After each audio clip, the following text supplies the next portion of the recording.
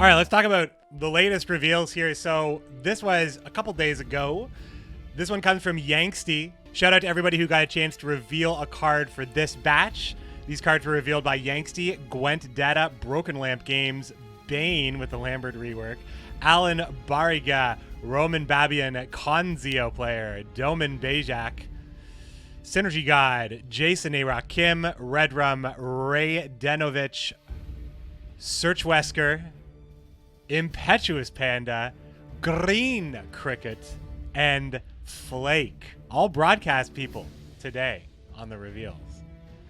So shout out to all those GWENT community members. It's one of the best parts about covering a card game is reveal season, because you get to imagine all the things that are possible, such as what's possible with the Ardfane Tortoise. We talked about this a little bit, 3 of these, I think, on the last time I was live. But this card just seems like it's just a better Nilfgaardian knight. It's a soldier, for one, so that matters for all sorts of reasons that we don't even know.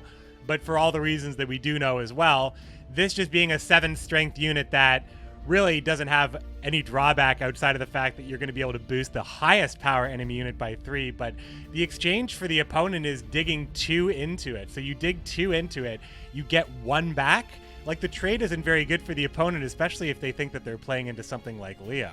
So it just, I don't know, it just seems like the drawback is barely there for this card. It's super good. This is, sorry, I don't even think I said what it was exactly. It's a 5 provision, 7 strength Nilfgaardian human soldier with 2 armor. Exposed, boost the highest power enemy unit by 3. So yeah, very minimal drawback. Next up, we have the Terror Crew Plunderer. Amazing artwork. A couple people already in my chat over the last couple of days have told me this is one of their favorite arts of the set. Not just because it has that nice Skellige blue hue, but also I love the expression on the girl's face here. The Terror Crew here. She's the plunderer, and also how the light kind of shines around her, but also focuses on the ring in the middle. Very good. Love this artwork. I mean, all the artwork is great, but this is a pretty good one. This is a 4 provision, 2 strength human pirate for Skellige with 1 armor. On deploy, damage any unit by 2, and if it's an allied unit, boost self by 4. Another great card. Butcher or better, right? Butcher or better. The Butcher is already great for kind of the reason that you take a little bit of drawback on your side, but you get extra value on the opponent's side. This is just raw value on your side. You don't need a target in this case. And we have yet to see how all the pirates are going to line up. But if you just need to get cheap pirates on the board, this one's probably pretty good considering, you know, there's already pirates out there. There's already ships that are out there. And I'm not sure how many ships care about damaging yet. I gotta review all the ships because it's starting to look like there's a pirate ship combo that's occurring. Sapper is a neutral 5 provision, 5 strength human bandit. On deploy, remove a unit's armor. That's it. Remove a unit's armor. That answers all sorts of things.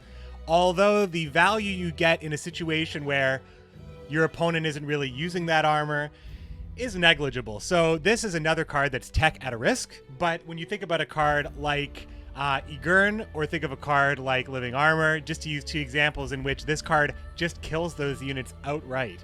So this is a good trade in those situations if you manage to get those out of the opponent on a bleed situation, or if you know your opponent is playing with some care and fear tactics.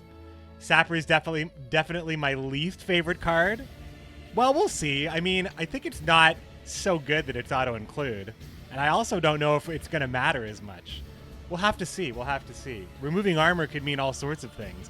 I wish it was a Zeal order, to be honest, because I may want to remove the armor and then hit that thing that I stripped like before my opponent can react to it. But maybe that's the point.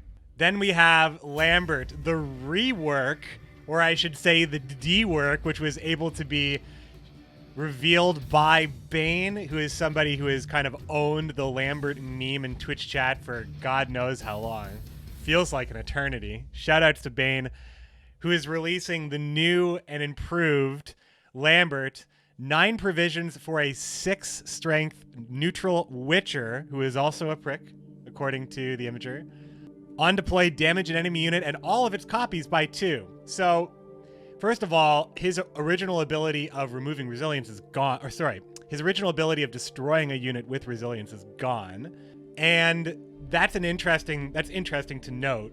just because, you know, you never saw him, right? You never really saw him. Resilience was never so meta that it required an answer that Purify or Muzzle couldn't solve usually. So, you know, he wasn't really played very much, but that effect is gone. So it is what it is. But he ends up being a pretty powerful card. He ends up being 10 strength if he's played into a single situation. So the value he gets at kind of the lowest qualification for any extra value is acceptable. 10 for 9. I think it's probably gonna, you know, if you need him, if there's lots of Dareland Foot Soldiers, lots of Cyrus Swarm, lots of Ericus Swarm, Lambert is gonna see value, honestly. So I think that he's gonna be probably good enough to consider, even though he's pretty expensive, though. He's pretty expensive. You don't want to use a slot on him, but if the meta has at least 3 things that you can counter, go for it. I don't think that he ever will have that many things he needs to counter at once. The Iron Falcon Troubadour, 4 provision, 4 strength, neutral bandit. Dwarf bandit, no less. A crazy artwork. What is that behind this guy? This guy is just looking a little pretty nuts. He's looking a little Keck W, if you know what I'm saying. 4 provision, 4 strength, dwarf bandit. On deploy, give 2 armor to a unit in your hand. Wow. This card is very good considering like the low cost to run it. Now everybody can protect an engine in their hand if they're on blue coin, if they just want something very, very proactive. So I think that this card is probably going to see lots of play. I think it's really good for a neutral card. So it seems like it's a better Dwarven Agitator if you want to say that 2 armor is greater than 0. If you're just looking for point for point. Of course, this is carryover, but is it not carryover to give a unit that would normally not have protection or needs extra protection that extra protection? It's like, I don't know. I think this card is going to be very strong, actually. This is going to be a very strong card. The opportunity cost is near nothing. You get almost all the upfront value that you would passively want to take. And in a round 1 where you want to play your 4 provision point cards if you have them, like, go for it, right? It's just it's very, very acceptable proactive play. The only reason why it scares me is not that it's good, because it is good. It's not crazy good, but it is a very strong neutral that seems to have really no reason why you wouldn't want to consider running it, unless you were running Portal. That's the only reason why you maybe wouldn't want to do that. Radovid's Royal Guard. Another 4. This is like pretty much the bronze core grouping of cards. We get to see a lot of archetypes get fleshed out a little bit. Another soldier here for Northern Realms at 4 provisions and 3 strength. No armor on this card for a change, but formation returns. So this means that this card is played on the ranged row for a +1 boost, or played on the melee row for zeal. And the zeal affects the order. Boost an allied unit by 2, but if this card is inspired, meaning it has a boost, boost an allied unit by 2 and give it 2 armor. Also give it 2 armor. There's probably a better way to word this, but basically if it's inspired, it gives 2 armor as well as the boost. I think this card's really just gonna, I think that Soldiers is gonna have to really emerge as a dominant archetype, or you're gonna really want to use this armor, so it'll be a good Meave card. It could be a card, like any card that demands attention from your opponent for whatever reason is usually worth it if you're thinking about a provision point card, meaning the lowest possible cost to get into the deck. So you think you're going to get value out of this, so that means you're looking for good barricade units, good units that play with armor. You're also expecting to usually get this to trigger on Inspired, so Meave might want to play this. It might be fair to play this like early on with the Zeal and the boost, or just fair just to play at 5 and see what you can get from it. So I think this card's probably just going to be just core. I mean, it seems like Sintron Knight levels of we'll see, but we probably won't see. Salamander Assassin is a 5 provision, 4 strength, human Salamander unit with 1 armor with Intimidate.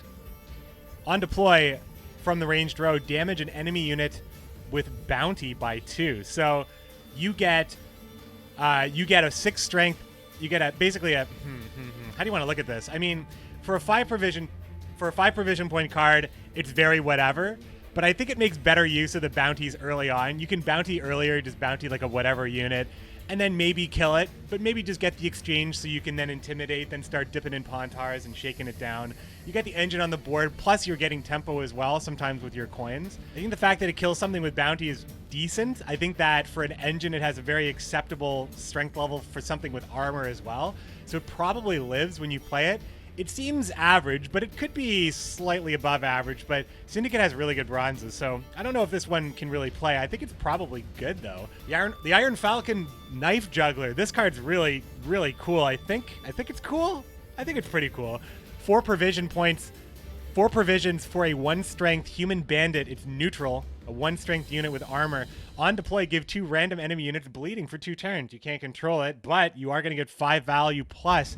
That's really good for setting up a pass for bleeding points. I think that this card is probably fine. Another bandit, right? Another bandit at 4. I don't know. These neutral bandits, I mean, and there's another card that cares about bandits. We'll get to it, but it's looking like actually there's a neutral archetype support coming for bandits. Hopefully it's like interesting. Hopefully not every faction can do it, but hopefully maybe every faction can do it differently. I don't know. I hope it's actually really cool and varied. I just don't want there to be like, I mean, there could be a bandit deck. The Terror Crew Axe Wielder, a new Skellige bronze card, 4 provisions for a 2-strength human warrior pirate with 2 armor. On deploy, damage an enemy unit by 2. And when this unit is exposed, when it loses all armor, damage a random enemy unit by 2. So we already saw the Terror Crew Plunderer earlier on. This is a unit that would damage this unit by 2, exposing it, boosting it, or actually, sorry, causing another ping to go out. This card gets boosted, so you just play this for 6. You don't damage the Axe Wielder. It puts out another 2 value, and it already got 2 value, so it's like between the 2 of them, it's not bad, right? Not bad for a little bronze core action for Skellige. So you can kind of see how these bronzes are setting up. All these pirates might matter. Look at this beautiful artwork. I love this one. Endraga Warrior. 4 provisions for a 4-strength insectoid warrior for monsters. On deploy, consume adjacent units. Spawn a drone on this row for each consumed insectoid. We've seen almost only insectoid units being released in this expansion. There's a good amount of them. And I believe all the drones that Ericus is already working with, Ericus Queen, are all insectoids. So if we want to make the assumption that Ericus Queen is changing, this means that this is kind of like the passive is activated. You're going to get those spawns back. I think this card is actually fantastic for a 4 provision point card. The egg itself, though, the Endraga egg, let's just get reacquainted with that card. I mean, here's a great, easy way to get the drones on the board with natural selection here. We already saw that card. But where's the egg? Is the egg an insectoid? It is. So, I mean, just with the egg. So you're playing all insectoids. I just wasn't sure if the egg classified, but you're playing the eggs and the warrior at the 4 provision point slot. You're proccing the Death Wish. You might even be boosting these Death Wish units because you know you're going to consume them, the adjacent consume. But the best part about the Endraga warrior, the best part about this card here, is that unlike consume cards that care about Death Wishes and stuff, this card cares a little bit less about actually proccing the Death Wish, because you're going to get that value back just if you hit an insectoid. You're already going to get a good enough trade. Hitting the Death Wish is fine, but you don't have to. If the Death Wish is removed, this card doesn't become dead or anything like that. So I feel like it's good because it's going to be better than average, but it's already pretty damn good in the first place. Plus, you don't have to play Ericus Queen or Ericus Queen's ability to get this kind of respawning of drones effect as well, if we're assuming AQ has changed. I think this is one of the best 4P cards we've seen. I could be wrong, but I think this card is fantastic. I like the effect. I've always liked consume 2 things at once effects. Up next, we have Dryad Enchantress, a new scoia'tael unit, 5 provisions for a 5-strength Dryad. On deploy, give an allied unit vitality with a duration equal to its armor. So I think this is cool because you look at the Dryad Fledgling, or the Broccolon Fledgling, Dryad Fledgling, and the Dryad Art Ranger, and the other Dryads with Harmony. You kind of think about, play them first, then you proc Harmony with the other cards. But it doesn't really mean, if you want to play a Dryad deck, you're not really encouraged to play other Dryads. It's just a little bit different now. You've already seen a Dwarf, and we've seen Elves with Harmony at this point. I think that's great. And the Weeping Willow, of course, is one of the best Harmony targets because it's almost always proccing if you play it first. Not a lot of other treants that you'd proc it with outside of the Oak.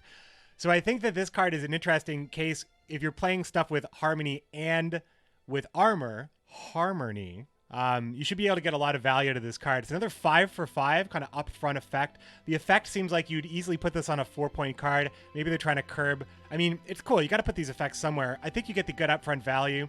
5 is not nothing when it comes to actually playing the early turns in the game, and that's where you want to really squeeze the value out of cards like this. So I think this card is going to be interesting. I think it's going to be an interesting inclusion. I want to see more cards like Shoop that aren't at the very, very top of the spectrum. I think cards that are a little bit more tame, but are still like fun. Like if each faction just had one, I know that's a lot to ask for, but if each faction had maybe like a mid-range Shoopy card, but I mean, there's so many cool bronze cards that I want to be more incentivized to run one-ofs. I do like running one-ofs in most cases. Here is the Mutant, straight up Mutant. Mutant is a 4 provision. This is a new unit for Syndicate. 4 provisions for a 3 strength mutant, no doubt, but also a human, strangely, and also Salamander. So he's just got a great resume. 3 strength, 2 armor with Intimidate. Another Intimidate engine. So look at this card when you compare it to the Bare Knuckle Brawler. You trade 1 strength for 2 armor and tags that might matter to you. A mixed bag of abilities that seem to be kind of smattering all over, just kind of supporting Syndicate in different ways, making use of the armor, kind of adding this other gang weaving in here, but also, you know, coinless. It's a coinless play, right? If you don't care about coins, you have a crime that doesn't care about coins, and neither does this guy really. I mean, you probably care about coins because the crimes are all good. But it's probably good. I mean, just put Bare Knuckle Brawler and these guys in your portal deck, and you just like Intimidate, Nilfgaardian Justice, engines. But because of the fact that there's already, you know, 4 separate bronze units that are great Intimidate targets, which are the Bare Knuckle Brawler, Cut Up Lackey, Slice Seductress, and Eternal Fire Priest in a different kind of deck. It's just one more card for Portal, so I don't think it makes the faction any more reliant on Portal. I think that this faction is going to be Portal for life forever. Brawler's great for Justice. You don't see this standing up. Yeah, I mean, it's definitely worth. I mean, it's just doesn't look good unless you need that Salamander. It just can't really compare to any of the other cards I just mentioned.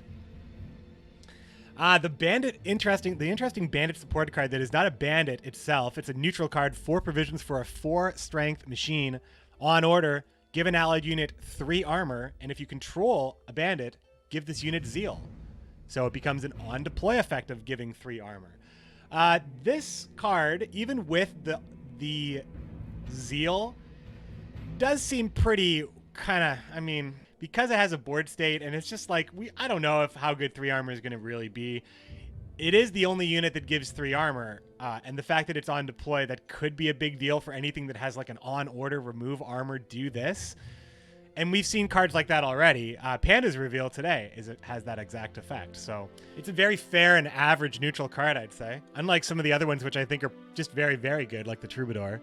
Terror of the Seas. This is Bandits. This is Panda's Impetuous Bandit. This is Panda's card revealed today. A Skellige Gold, 7 provisions for a 4 strength ship and also a machine with 2 armor. This card has Zeal, and on order, lose all armor and damage an enemy unit by that amount. Whenever you play a pirate, gain 1 armor. So you can use it right away for a ping of 2, or you can put a bunch of armor on it and ping for a lot more than that.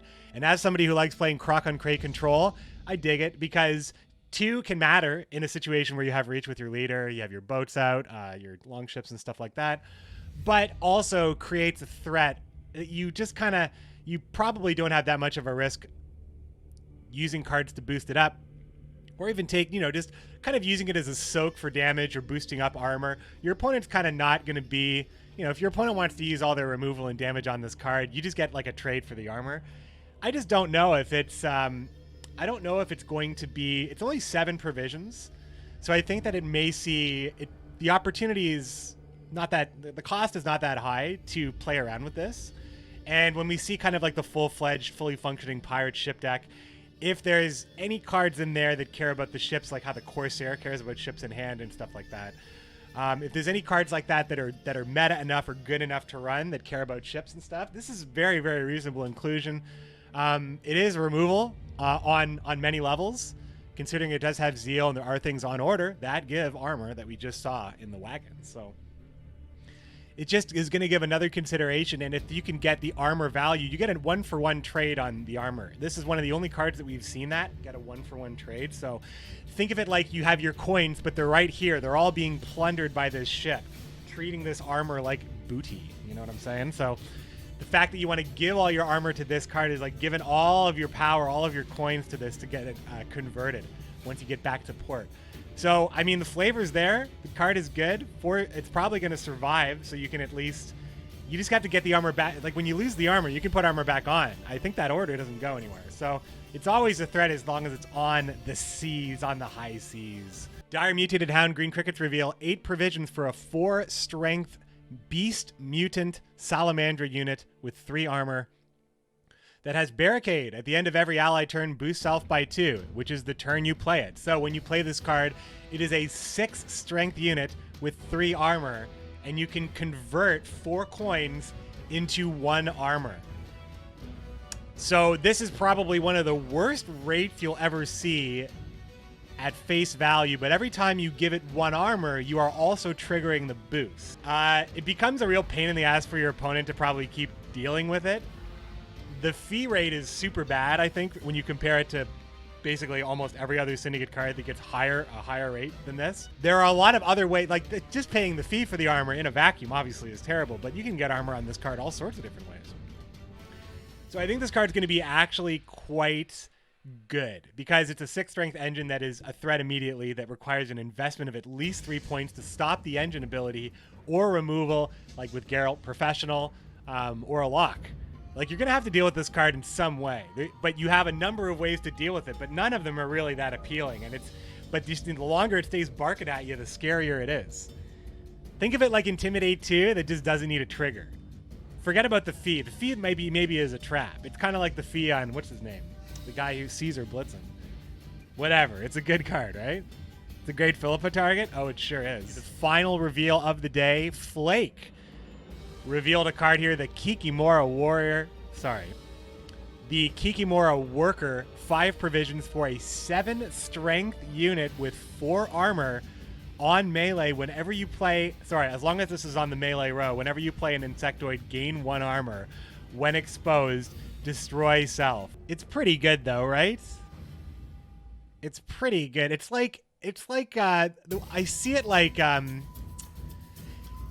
these 5 provision point cards that offer you 7 strength are super interesting. Like, the engine aspect of this card doesn't actually give you boosts, so it's just 7 points. So it's like an engine that front loads its value but only has 7 points. Your opponent might, they're going to spend removal and they're going to get.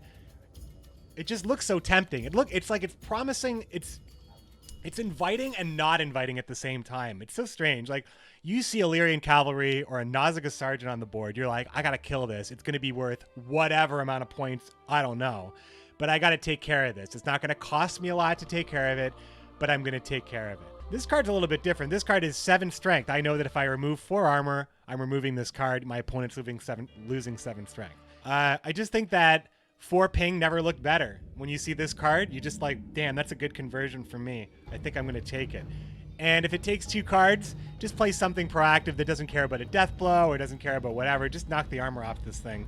You're eventually going to get that conversion you're looking for, and you're going to get that extra value. So I don't know if it's going to be great, but it is very good in monsters very specifically because it is a 5 provision point excellent thrive target that's good later on when you just need to get that last push, trigger a bunch of thrives. Even if your opponent can get that conversion on damage, you've converted on thrive value. It's probably just very, very average and good, but I think it's because it's average that it's not standing out to me. But it's pretty good. Again, it's an insectoid. The big thing is you get the consume value on this card, but it's still at risk, right? Because it's going to be at a tall unit. It's going to be on that Endraga Warrior or something like that. We'll have to see. I don't think tall units are going to look so good. They're going to be less tall because armor is going to play a bigger part, but I don't know. I think if consume matters, tall units reset, it's going to be a big deal.